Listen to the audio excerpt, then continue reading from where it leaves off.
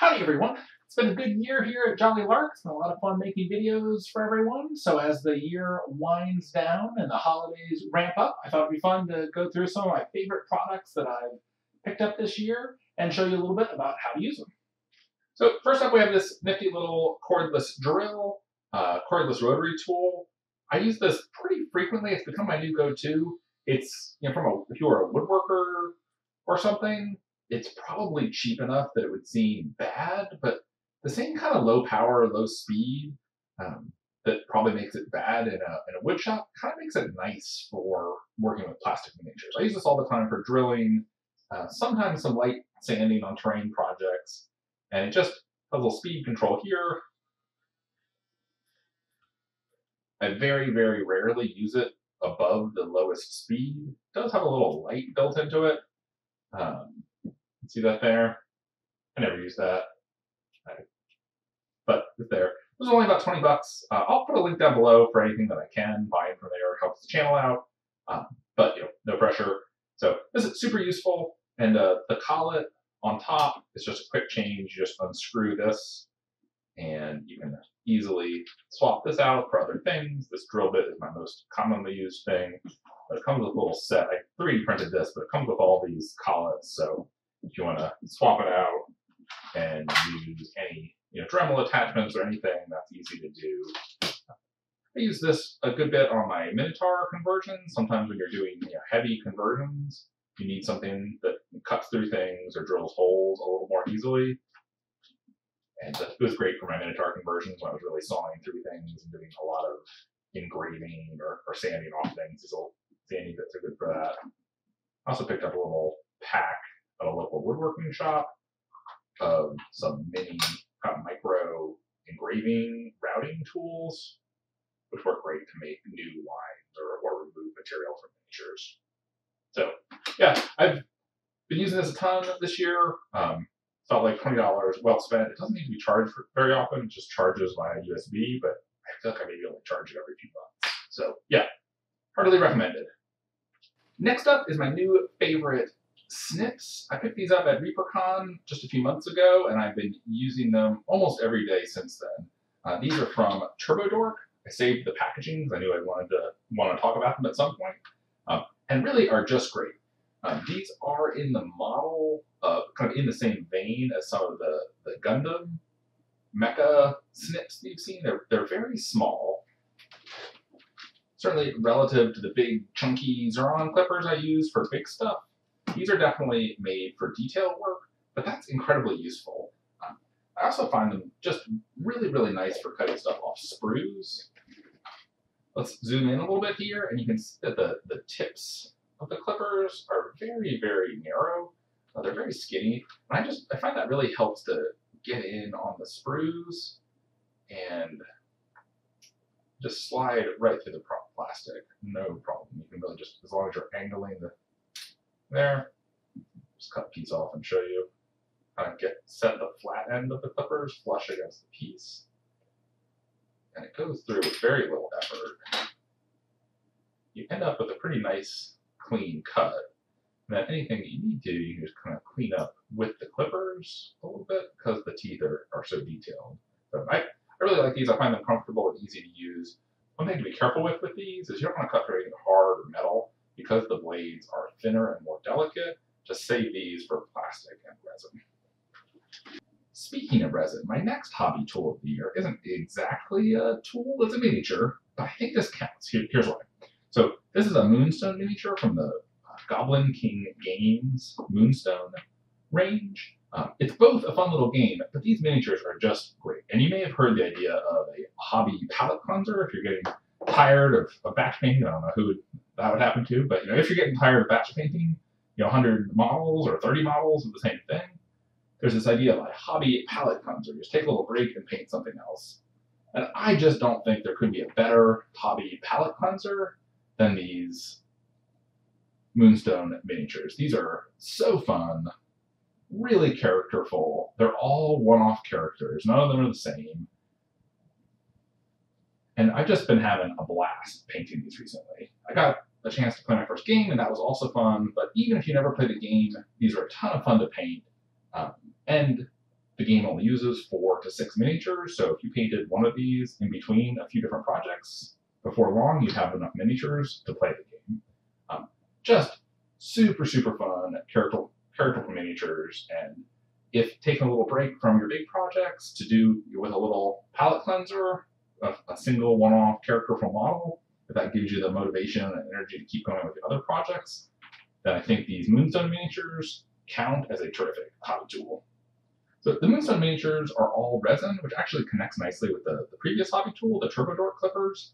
The nature of these clippers, because there's such a thin area going through, these cut through resin really, really easily.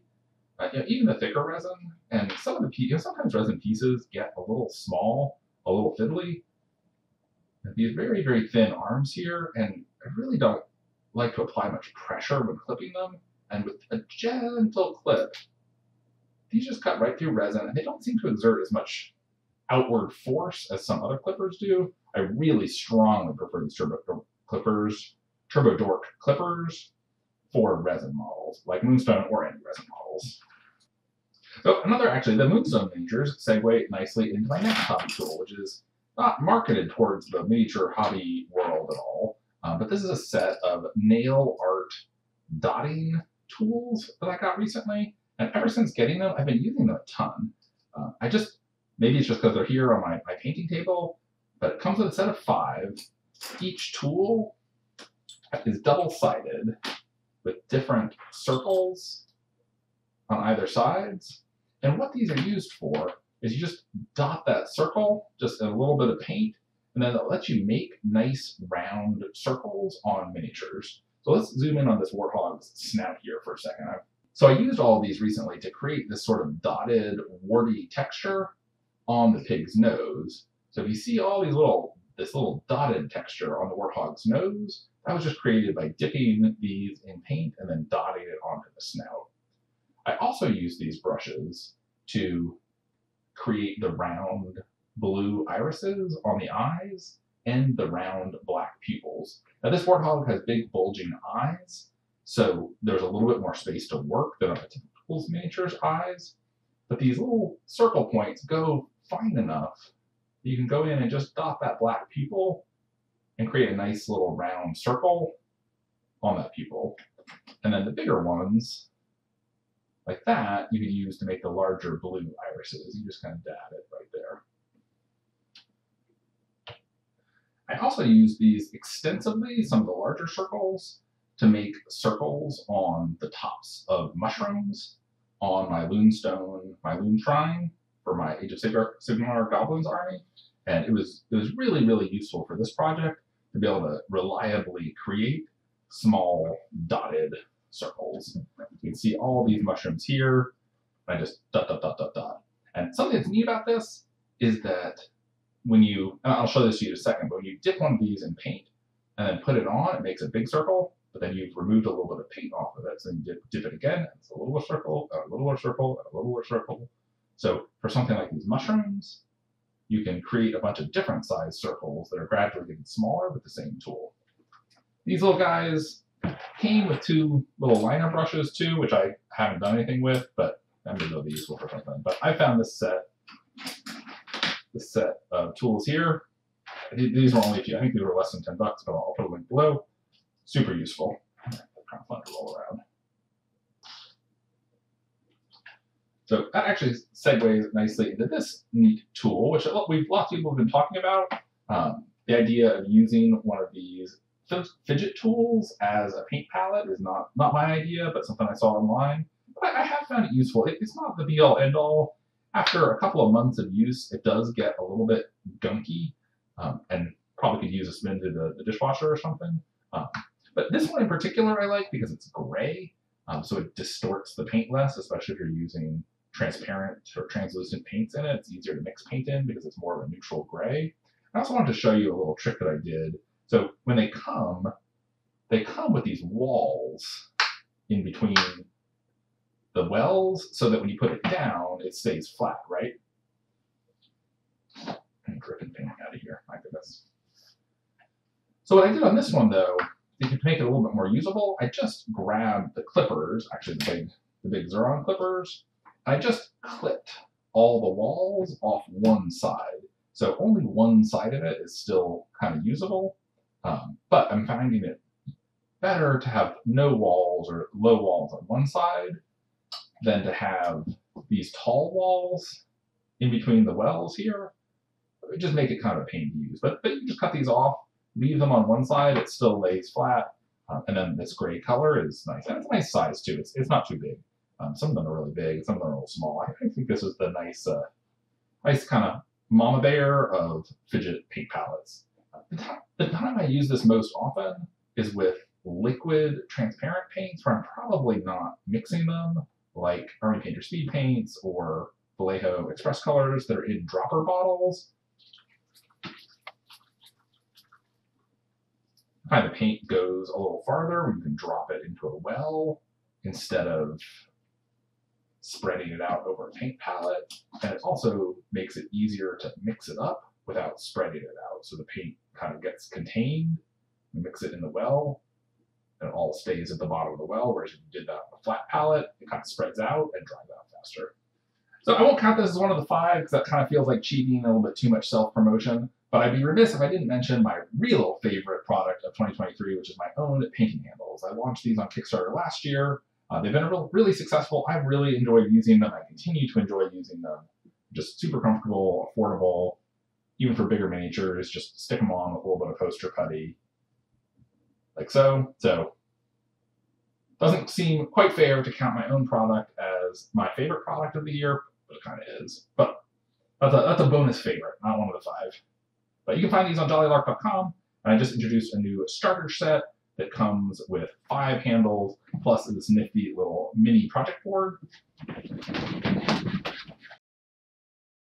that just lets you hold one handle nice and sturdy, so you're definitely not going to knock that over. And then they're also double-sided with 5 holes on the reverse, so if you want, you can set it up with 5 pegs and have 5 miniatures. If you're working on a few different projects, you can have multiple miniatures set up on your project board. It just makes it easy to carry around, take that side and prime, that sort of thing. So if you're interested in that, check out the website.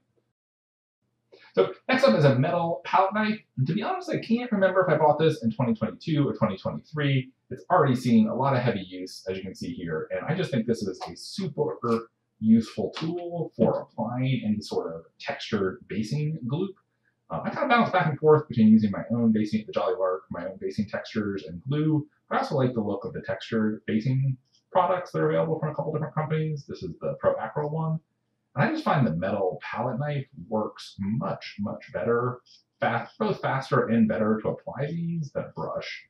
Brush, you're inevitably going to gunk up your water, you're going to gunk up your paintbrush. It's terrible for brushes. But I've switched over to mostly using a palette knife for these. And you can see it's pretty quick to do. I think it's faster than doing it with a brush. And it has a couple of advantages. It's very easy to clean. You just wipe it off, and because it's so smooth, it just kind of wipes right off. The straight edge makes it easy to use like a spatula and kind of scrape the excess off the edges. Instead of just doing what I normally do and using my fingers, you can mostly get that clean. And I found you can take the bottom of it, the flat of it, kind of push up and down on the top, kind of randomly on the top of the texture material, and kind of pull up a little bit of an upward, like you're pushing it flat and pulling it straight up. You can kind of texturize the top pretty easily. And the nice pointed tip makes it easy to get in and around miniatures, to get under this miniature's foot without getting any goop on the bottom of the foot, that sort of thing. So metal palette knife, highly recommend. The flexibility of the metal ones, this little thin sheet of metal, I really prefer the thin metal over, you can get cheap plastic ones, but they don't have the flexibility which I find useful to be able to get into tight spots. You can kind of come in from above and flex the knife a little bit downward. So there you go. So electric drill, clippers, some moonstone miniatures. This goblin airship is awesome. I can't wait to make this. Some nail art circle tools, metal palette knife, and of course some Jolly Lark painting handles. And you've got tons of great gift ideas for any hobbyists in your lives. So happy holidays, and we'll be back soon with some more Jolly Lark.